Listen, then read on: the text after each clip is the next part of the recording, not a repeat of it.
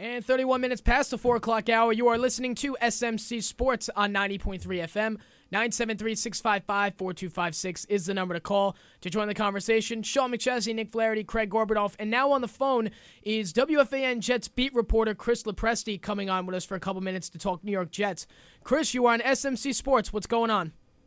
Hey, guys. Thanks for having me. Just listening to that little feature there about college radio, I'm getting a little nostalgic. It was about a little over 10 years ago. I got my start doing college radio. Really? So those days, and happy to be on with you guys on a college radio station.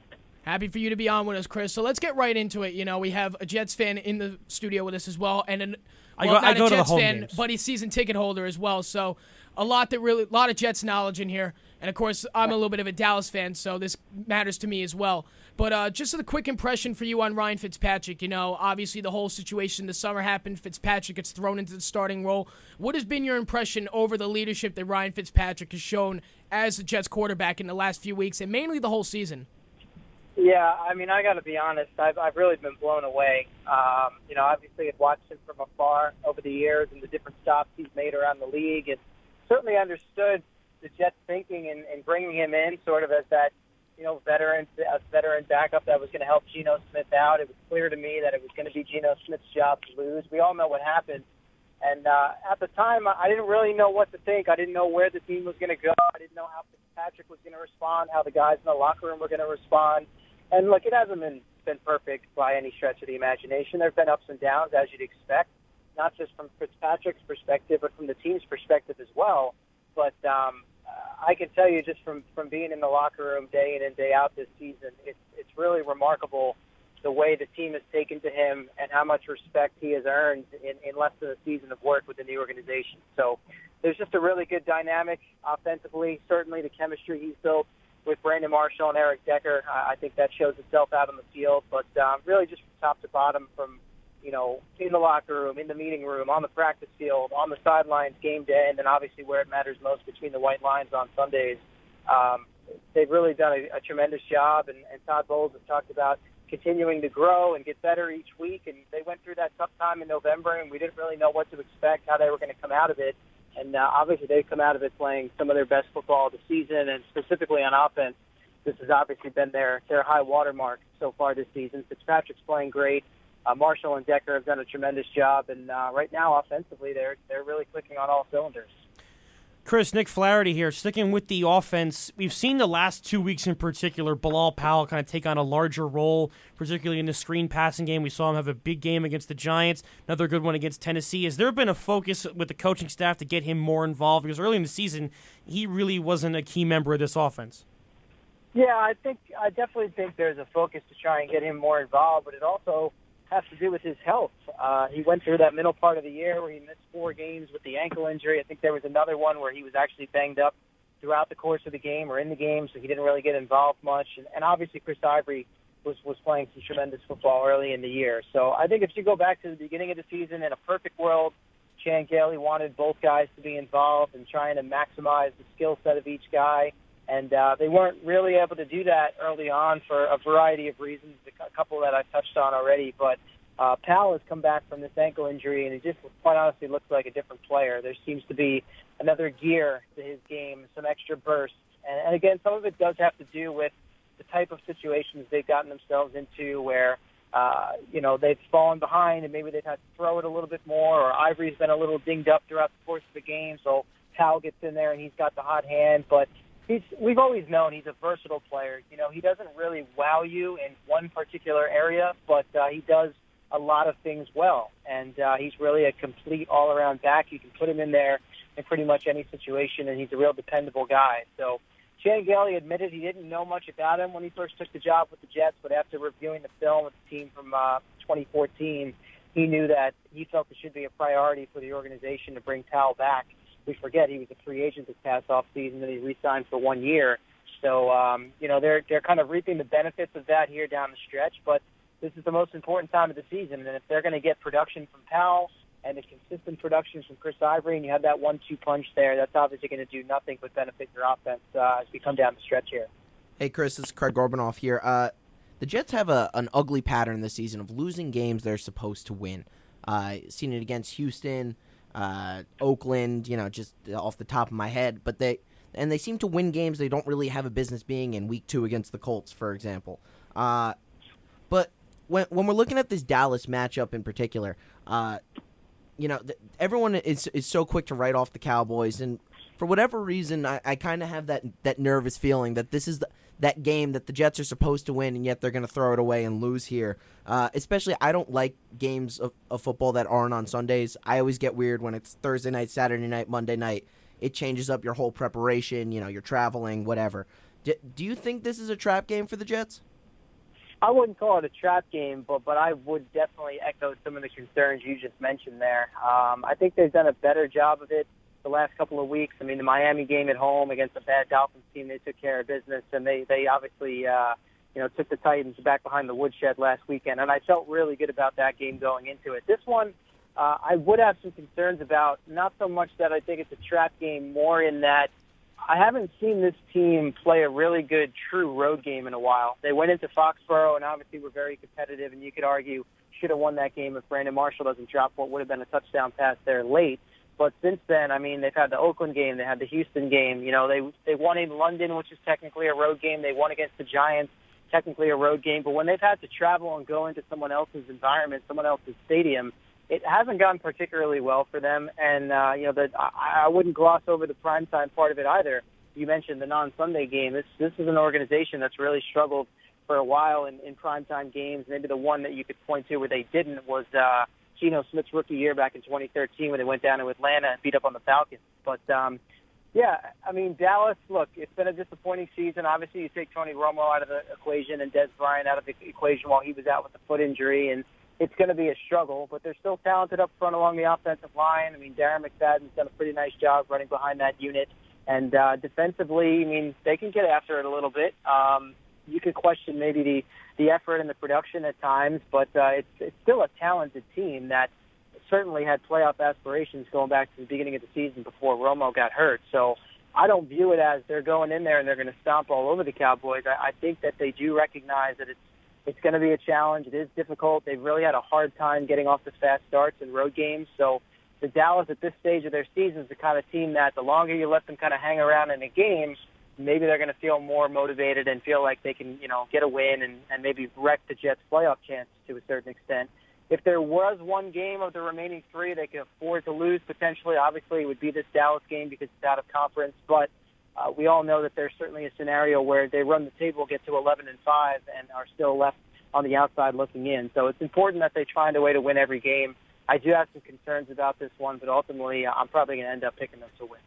Yeah, and Chris, going off a few things what you just said there, the Jets, we all know, have not been the best road team this year. You look at games like Oakland and Houston, and, the next 3 games for the Jets are very important, and 2 of the 3 of them are on the road. You have Dallas on Saturday night, which, like Craig said, I kind of have to agree with, not necessarily, and you too, not necessarily a trap game, but a game that Dallas can hang in if you let them hang in as well, because, Matt Castle hasn't had the greatest season, but he's still in games when you let him hang in. You have the Patriots in the regular season home finale in Week 16, and then, of course, you have that Buffalo matchup in Week 16 that everybody's been talking about for weeks.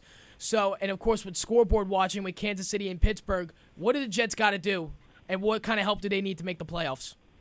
Well, Todd Bowles said it today. He said, I definitely think we need to win out. Mathematically, there's a lot of scenarios where that's technically not the case, and that would depend on some of the other teams losing. Like you mentioned, Kansas City, Pittsburgh, Denver could even come into the equation. Cincinnati, if they lost all 3 with Andy Dalton out. So I've tried this week not to get too wrapped up in all the scenarios because we've still got 3 weeks to go, and there are so many possibilities, tiebreakers, that it gets to be a bit of a headache. So I think Todd Bowles' message, both publicly and privately, is not to focus on all that other stuff. In fact, he was asked, hey, you're playing Saturday night. Any plans on Sunday to sit down and watch the Chiefs or the Steelers? And Bowles is a very buttoned-up guy and doesn't crack a lot of jokes, smiled and said, I got some Christmas shopping to do. So he really tried to, I think, lighten the mood a little bit, and I think the approach and the objective is, look, we've just got to take it one game at a time. You hate that old cliche, but they've just got to go in and take it one game at a time. Try and beat the Cowboys. They can't obviously control what's going on with the Steelers or the Chiefs or any of the other teams. They've just got to take care of their business. Ryan Fitzpatrick said it last week leading into the Titan game. We're not good enough to overlook anybody. So they really have to stay in the moment each day, leading up to one particular game and not look too far ahead because they've, as we mentioned, been poor in road games. They haven't gotten off to great starts. So if you get caught looking ahead to New England next week or Buffalo in Week 17, all of a sudden you might find yourself, putting forth a bad effort in Dallas, not getting a win there, and then maybe that wrecks any possibility of a playoff berth, depending on what the other teams do. Chris, with the coaching staff here, and particularly Todd Bowles, who, I was really excited about when they brought him in last year. I loved him at Arizona as the coordinator, and people have had their issues with him and the way he manages the clock in game situations in particular. But in my eyes, I think he's come a long way since week one. What have you seen that's changed with this guy as he's grown in the job? Well, it's a work in progress, and I think some of it is game-specific. Some of those issues that we saw come up maybe late in the New England game, I'm trying to remember what other games, maybe the Houston game, some of the question marks about clock management, timeout use, things of that nature, challenges, that some of that is really game-specific and depending on what goes on in the course of a particular game. So they don't always crop up or pop up every week, but I just look to sort of the stable approach he takes where he doesn't get too high or too low. And I think that for the most part, teams kind of adapt their coach's philosophy and their demeanor, their behavior. I mean, we saw it with Rex when he was here. There was a lot of good with Rex with the way he approached things, but there was also the bad. And I think you want to try and stay in the middle of the road as much as possible. You don't want to have it too drastically high or too drastically low. And I think the Bills are finding out what that's all about. I mean, the 15 penalties last week is indicative of what a Rex Ryan team's all about. So I think Bowles has been able to, even through that time in November where they were struggling, just try and keep their focus on the task ahead and not letting them get too down. And when they win games, not letting them get too high and just kind of taking it week by week and, keeping the focus on getting better and correcting some of the things that they've had trouble with. It's not a perfect team by any stretch of the imagination. We know that. They have some holes. They have some shortcomings, some challenges that maybe other teams don't deal with. And that's to be expected when you take over a team that went 4-12 last year. So for him to have him where they are right now at 8 wins already and with an opportunity to, do some damage coming down the stretch here and maybe get themselves into the playoffs, or even if they finish 11-5 and don't make the playoffs, as difficult as that might be for the fans to swallow, it would be hard not to look at the season as a success or a step in the right direction. I think he's done a really nice job kind of coming in, being clear about what kind of environment he wants to establish here. He talks about building your program. We hear program in college, but it's like that in the pros too, especially when you're a first-time head coach and it's a new coaching staff and a new GM. You really kind of have to start from scratch and be very firm and definitive in your actions, your decisions, your words, because your players are listening. And a lot of these guys have been around the game a long time, and, they've been through the ups and downs, and they want to have somebody that they can believe in and someone they can fall in line behind. And I think for the most part, Bowles has done a good job of accomplishing that. Yes, it's early, still a long way to go. We'll see what happens in the years to come. But right now, it would be hard to say that the Jets are not on the right track. Yeah, Chris, I definitely agree with that. When you're looking at the difference between Rex Ryan Jets and Coach Bowles' Jets, the big thing is the lack of penalties. The Jets right now, I believe, are the second least penalized team in the NFL, whereas they were one of the most penalized teams under Rex Ryan. Really what this Jets team has been able to do so far this season is doing a good job of not beating themselves, but with really dumb penalties. And when they do lose, it's because of silly things that they do on the field. When we're looking towards these last couple of games, on paper, if you ask me, I think the Jets are talented enough where they can compete with the Patriots and the Bills, and I think they'll get the win over Dallas. But if you ask me, the real X factor is going to be, can they continue this brand of football where they don't beat themselves? There's always a couple of plays a game, and I think you were the one who pointed this out on Twitter, actually. Ryan Fitzpatrick throws 2 to 3 balls a game that should be intercepted, and the teams that do intercept them generally beat the Jets, and the teams that don't generally lose. So that's going to be kind of the thing to watch out for, just if the Jets are able to beat themselves or not. Yeah, look, you guys know, anyone that watches knows, it's almost always going to come down to the turnovers. unless you're a real elite team, it's obviously very difficult to win a game when you lose the turnover battle. So Fitzpatrick's been in this stretch during this 3-game winning streak. We've all heard the numbers. It's 930 yards passing, 9 touchdowns, no interceptions. So on paper, it looks great, and it's not to take anything away from him. He's done a tremendous job. But I could go back in each of those games and point to plays where there probably should have been a turnover or a ball picked off. I mean, in the Giant game, Prince Amukamara dropped one right in his hand.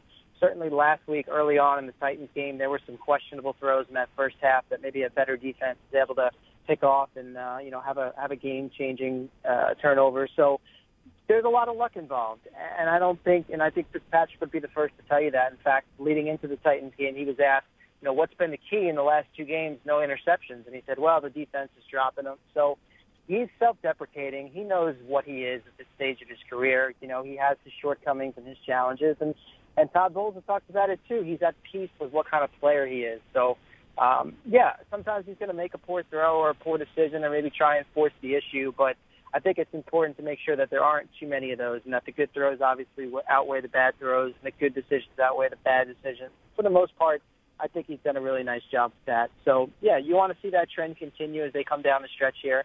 I agree with you. They're talented enough to be in all 3 games, and you could certainly make the case that there's ways that they could win all 3. I mean, we saw them hang tough with the Pats in Foxborough. In fact, they played the Patriots very difficult, and since I've been on the beat, since the start of 2013, all the games have been close, home and away. So I would anticipate that again next week. So we'll see what happens. But I think all you're asking for at this point, probably as a Jets fan, is you want to be able to go into that Week 17 game in Buffalo against Rex and the Bills and have it mean something. At least have your playoff hopes alive at that point. I mean, you can't ask for much better than that. It would obviously be great theater, great TV, a lot of drama, a lot of build-up that week leading into that game will be a lot of fun. So for the fans and for those of us that cover the team, I think that's what we're most looking forward to. The Jets seem to be heading in the right direction. They say that they're starting to figure things out and they're clicking on all cylinders, and obviously that's going to be the case when you win 3 in a row, but all it takes is one stinker to undo that. So I think it's really important that they start fast Saturday night and show people that, they're in this thing for real and that it wasn't just a little 3-week blip on the radar screen or, fooling people with a 3-game winning streak. They need to come out and really force the issue Saturday night, get a win that they can feel good about leading into their last 2 divisional games to finish up the season. And sticking on Saturday night, Chris, you look at the Jets and the Cowboys. Like we've all said, earlier in the interview, it's not going to say like the Jets are going to go into Dallas and pummel Dallas, which is very possible at the same time. But we're not expecting that. We're expecting it to be a little bit more of a back and forth matchup, especially if Dallas stays in it. What are you expecting out of the Jets offense and the defense on Saturday night? Like who are your players to watch come on Saturday in Dallas? Well, I mean, offensively, as good as the passing game has been, I still think that Chris Ivory's always got to be a player to watch. Even in games where statistically maybe he hasn't done as much, I really think it's because early in the season, a lot of opposing defenses probably didn't have the proper amount of respect for their passing game. And they basically said, well, Ivory's their go-to guy. Let's load the box and let's make Ryan Fitzpatrick and his receivers beat us. And they've certainly done that a number of times. And now all of a sudden Fitzpatrick and Decker and Marshall are getting a lot of attention. I know the NFL Network was in there to tape a sit-down with all 3 of them this week that I believe is airing Saturday night before the game. So nationally, people are starting to take some notice, and that's going to happen when you win games to put up big numbers. But to me, it still starts, especially in a road game, they've got to be balanced. They have to have some semblance of a run game. So that starts with Ivory and the offensive line up front. And I think you've noticed, what is a theme to this 3-game winning streak? Well, they've gotten healthy along the offensive line. Nick Mangold is over some of the injuries he was dealing with in the middle part of the season in early November. Brian Winters has stepped in for Willie Colon and, for the most part, done a pretty nice job, even though he's been a guy that people have liked to criticize since he's come into the league a couple of years back. So offensively, I think that they've got to make sure they establish the run. They've got to go through Ivory, and that's going to force the Cowboys defense to maybe bring some extra guys into the box, and then obviously that's going to do wonders for your top 2 wideouts, getting them some one-on-one looks. And I think Fitzpatrick has shown enough of a chemistry with those 2 that, you can feel pretty confident that in most spots they're going to be able to win their one-on-one matchups, especially with Eric Decker on 3rd down and certainly in the red zone where they've just been phenomenal this season. So on the flip side, it's about stopping the run. I mean, it's in the trenches. The Jets are the number 1 run defense, but if you go to those Houston and Oakland, those ugly road games, Latavius Murray embarrassed them that day there in Oakland, and the Texans were able to do some damage running out of the Wildcat with Steve Shorts, and that opens things up for a quarterback. The same way it opens things up for the Jets, it does the reverse for them on defense. So their guys up front need to control the trenches against a very talented and very tough Cowboys offensive line. You certainly want to put the pressure on Matt Castle, put the ball in his hands, and make you beat him. I know Dez Bryant is there on the outside. He's an ultra-talented player. But similar to what happened with Odell Beckham and the Giants a couple of weeks ago, Bryant could go off and have a big game. It doesn't ultimately mean you're going to lose that way. You want to make the Cowboys one-dimensional and take your chances and look for some opportunities to force turnovers. So to me, it starts up front on both sides of the ball. It's more flashy to talk about the passing game, but going on the road, you've got to control the line of scrimmage and do some dirty work in the trenches to be able to come out with a win, and that's what I'd look for them to do Saturday night. All right, Chris, thank you. Well, last question, and this is completely a non-Jets-related question. This is just a football question. I think Craig knows what I'm about to ask. You have 4 teams on paper. They're all terrible, but one of them is going to make the playoffs. Who, in your opinion, is winning the NFC East? Oh, man. I wish I could lie to you and tell you I've crunched all the numbers and looked at the tiebreakers and all that stuff and all the different scenarios. I know the Redskins, I think, technically control their own destiny right now. Look, growing up a Giants fan, as frustrating as it has been at times, I don't know. It just seems late in the season when it seems that you're finally ready to put the nail in the coffin in the coffin on Tom Coughlin or Eli Manning. They find a way. It's almost like a vampire. You got to drive the stake through the heart. And I know they've got a tough road. Maybe the Vikings game on the road doesn't look as difficult as it did a couple of weeks ago, but certainly the Panthers coming in here this week, even with all their injuries. I don't know. I just think Eli is going to rise to the moment, rise to the occasion. He certainly did Monday night in Miami. That was a tremendous game that he played. And I just don't have a lot of faith in the other teams. I know Chip Kelly's got his team playing hard again, but I'm not a Sam Bradford believer at all. And I'm certainly not a Kirk Cousins believer, even though he's played well at home this season. So it's not so much about me growing up a Giants fan. It's just I've seen the Giants in this spot before with their backs up against the wall.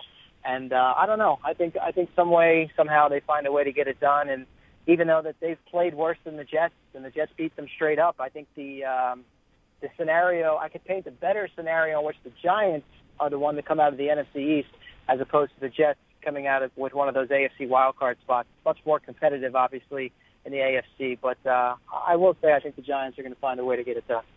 All right. Well, thank you very much, Chris, for the interview. It's always a pleasure having you on WMSC. We hope to talk to you soon. Thanks for joining us, Chris. All right, guys. Thanks for having me. Happy holidays. And, you too. Enjoy the football this weekend, all right? All right, Chris. Happy holidays. Thank you.